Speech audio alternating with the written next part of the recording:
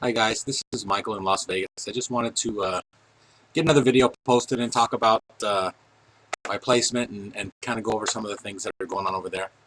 Um, I've really struggled with the videos trying to find things that are relevant for topics of discussion. I guess I just feel that there's nothing super fantastic going on my placement site.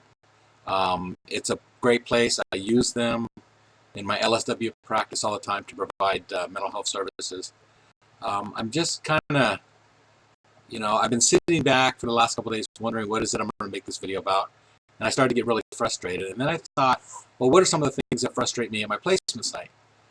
And I kind of wanted to talk about placement frustrations um, and kind of who they affect, how they affect the folks there and myself, and maybe try to get some input from the class.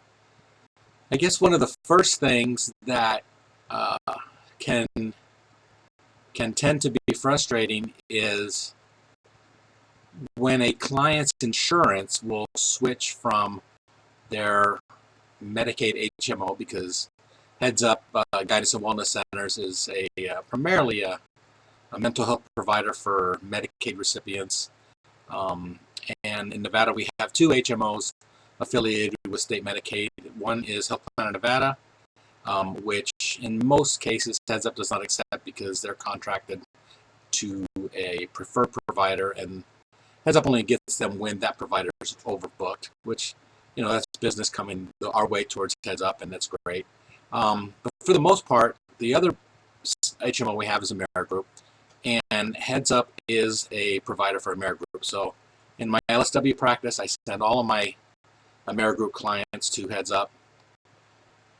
And as you know, if you've been, you work in social services, any length of time, you understand that benefits change, eligibility changes, and one of the things that's really frustrating for office staff is the fact that with their medical coverage, with all the changes that take place in those services that are going around right now, is the fact that a client will be seen as a Medicaid client, under the HMO with AmeriGroup, and then something will happen with eligibility at my 9 to 5 at welfare, and that'll change, and they'll either go back to straight Medicaid or something like that, and then go back to HMO.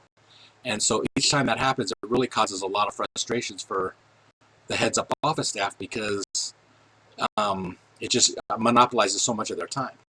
And so there's that concept that one of the first frustrations that starts to happen during the day is that the office staff is scurrying because so many people's insurance changes. And there's a number of reasons for that. So there's that idea that is one of the frustrating things there. Another one of the frustrations that some of the folks and the providers, the mental health therapists and providers, have expressed is the fact that there are parents that are bringing children in, any age, 17 on down to you name it, 4 or 5 years old even, and they're, hey, fix my kid. My kid's this, or my kid's stealing, or my kid is whatever. And one of the frustrations that I noticed from listening to the providers talk is the fact that the parents are, in their words, failing to parent their children. Essentially, a lot of the interventions that help children are more parent focused, because the parents need to, create great boundaries. They need to be able to, organize their children's schedule. They need to do those kinds of things. And I think the providers are not seeing that. So the providers get very, very frustrated with a lack of results on the children's part, when it's the parents that may be failing to live up to their obligation and their commitment to the treatment process. Another important part of the frustrations that I've been noticing at my site is the rate at which people do not show for their appointments. It is a training facility in that they have a lot of counseling interns, social work interns, those type of things at the agency. I think they have 2 social workers on staff, licensed clinical social workers on staff. Everybody else, I think, is pretty much an intern, postgraduate, and they're working on, I guess, their hours for their uh, licensure boards, whichever discipline that might be. Nobody's really talking to me about how much they make there. And I think for the most part, most people don't expect to make a tremendous amount of money working in social services. But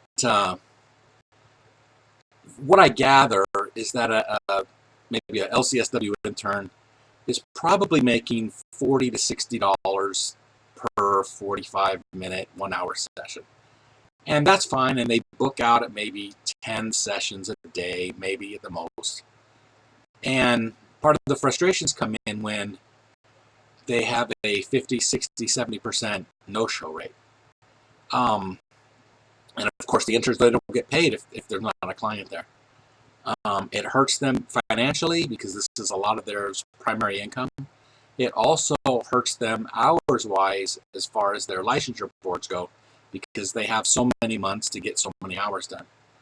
And so that's kind of what I just wanted to share this week, was that as great as Heads Up is, as fantastic of an agency, I really believe that they are, it's not difficult to pick up on what some of the staff's frustrations are.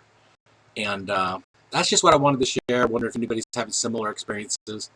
And, I look forward to hearing some feedback from you guys. Thanks a lot and have a great day.